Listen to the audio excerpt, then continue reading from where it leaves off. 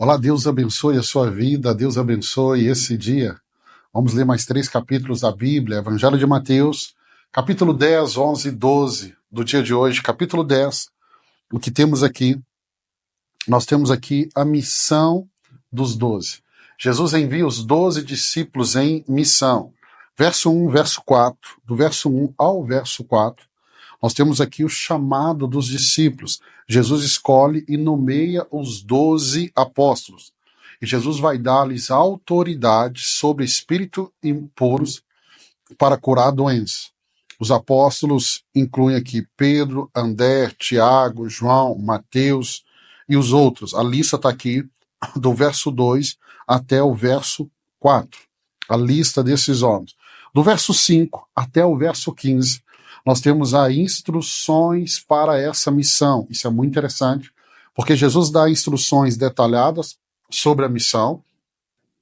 Ele diz assim, que eles devem ir apenas às ovelhas perdidas da casa de Israel, ou seja, o foco nesse momento é o povo judeu, pregar que o reino dos céus está próximo, curar os doentes e viver de forma simples, sem levar provisões extras.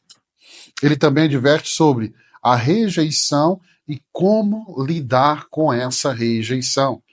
Mas, pastor, eram os apóstolos, eles foram rejeitados? Foram. Não são todos que vão lidar com, que vão receber bem o evangelho. E nós precisamos aprender a lidar com essa rejeição.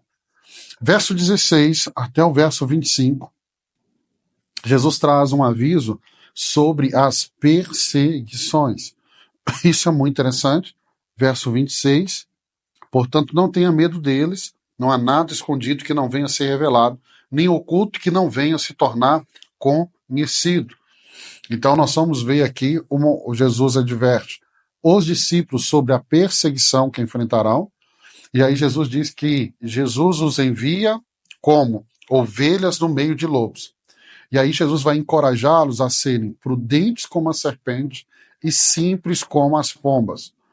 E aí eles serão levados diante de governadores, reis, por causa de Cristo. Mas não deve temer, pois o Espírito Santo lhes dará palavras para falar. Quando lermos o livro de Atos, nós vamos ver isso aqui se cumprindo.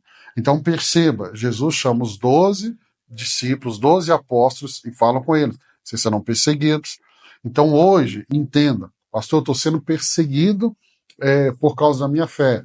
Então se alegre. Jesus disse, bem-aventurado quando os perseguides por causa do nome dele.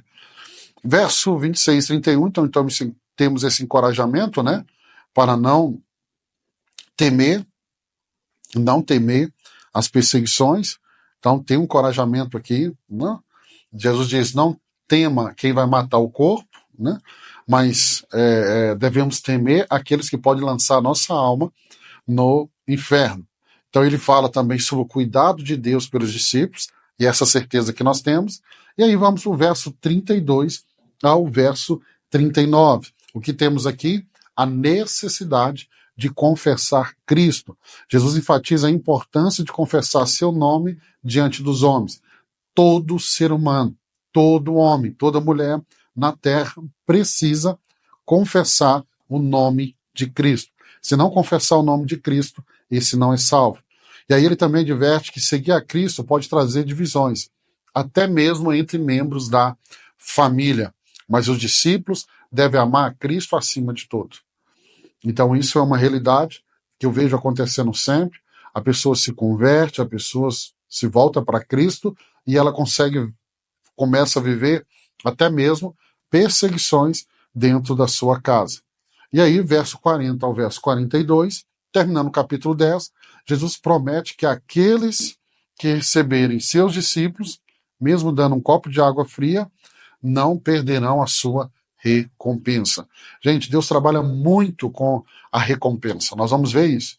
Só que a recompensa vem para quem é fiel, e lá em Apocalipse nós vamos ver, é fiel até o fim, ou seja, é fiel até a morte. Vamos para o capítulo 10, capítulo 11, terminamos o capítulo 10, capítulo 11 agora, nós temos Jesus e João Batista. Nós vamos ver aqui a dúvida de João Batista, do verso 1 até o verso 6, João Batista ele está preso, prestes a morrer, e ele envia seus discípulos para perguntar se Jesus é realmente aquele que haveria de vir. A pergunta dele é se Jesus é realmente o Messias. E aí Jesus responde para eles, apontando para os milagres que ele realizava.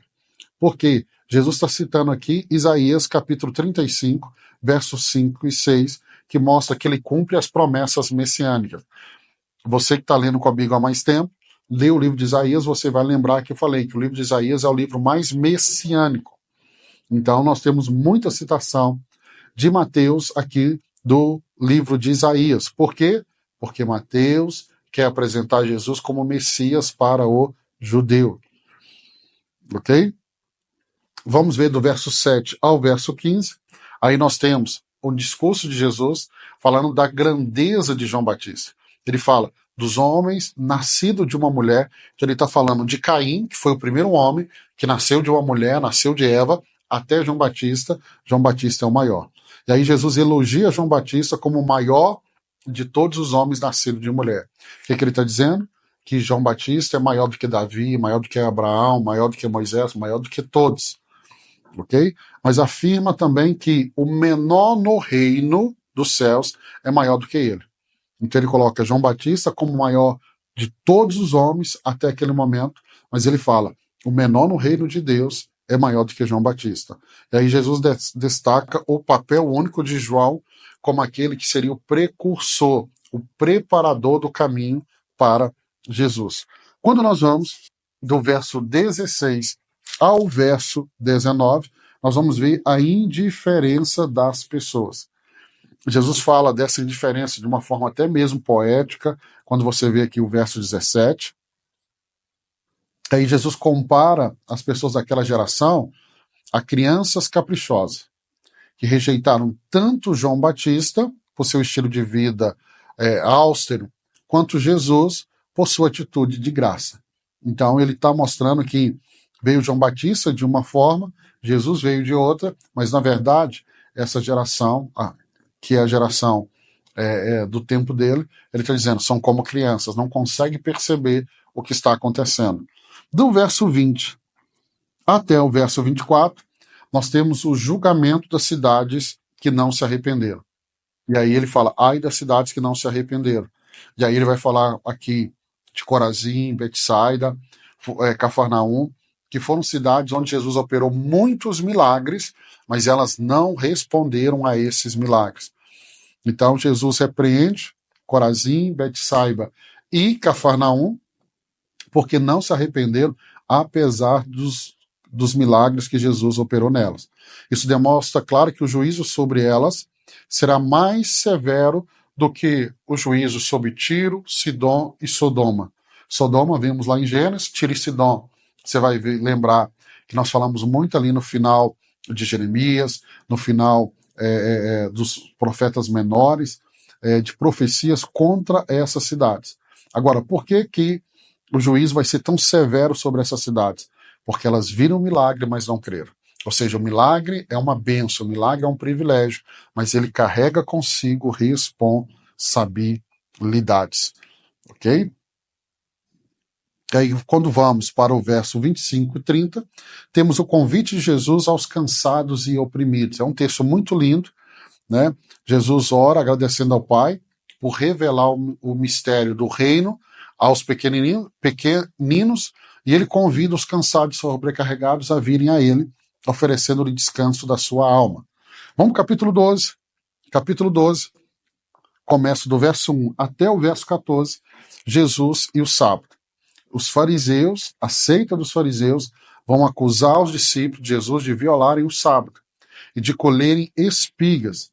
E aí Jesus responde citando Davi, comendo os pães da propiciação, e os sacerdotes trabalhando no templo, afirmando que ele é Senhor do sábado.